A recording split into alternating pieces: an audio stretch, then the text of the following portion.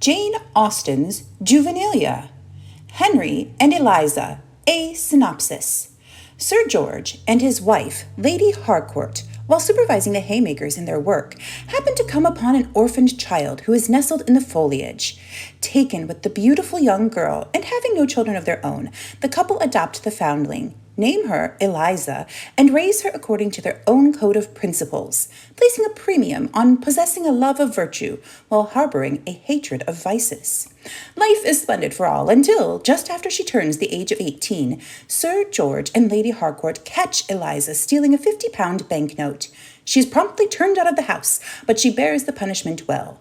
Rather than despair, she asks her friend, Mrs. Sarah Wilson, to help her acquire a place serving as a personal companion to a great lady. Pleased to be able to aid Eliza in this endeavor, Mrs. Wilson writes a letter of recommendation to the Duchess of F, asking the greatly esteemed lady to welcome Eliza into her home. The Duchess of F is delighted to be of assistance and sets out to make Eliza's acquaintance at once. She has but one daughter, Lady Harriet, who is soon to be wed to Mr. Henry Cecil, so she is thrilled to welcome Eliza as her new companion.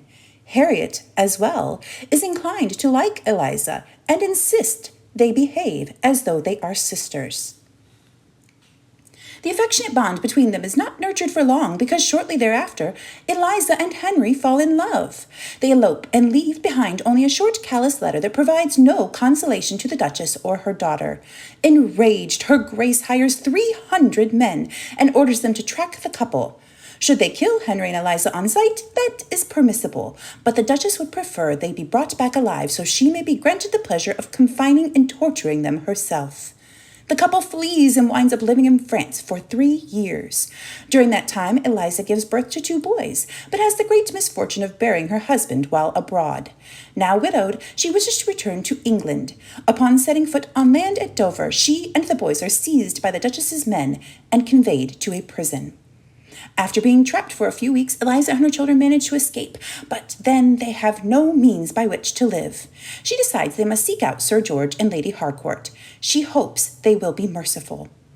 When she and the children get closer to her former home, she spies Lady Harcourt and Sir George in a carriage and calls out to them.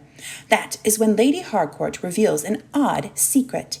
Eliza is not just an adopted child, but is their biological daughter. When Sir George sailed for America, she was pregnant and eventually gave birth to a daughter. Certain that her husband would be disappointed to see a little girl rather than the son he so desired, she hid the child in a haycock. She forgot all about doing as much until she heard Eliza call out to them presently.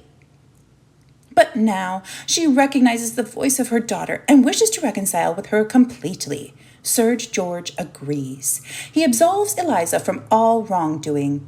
Just as soon as she is restored to her former place at Harcourt Hall, she raises an army and bids them march against the Duchess of F. Eliza earns the commendation and gratitude of thousands when her men demolish the Duchess's prison cell.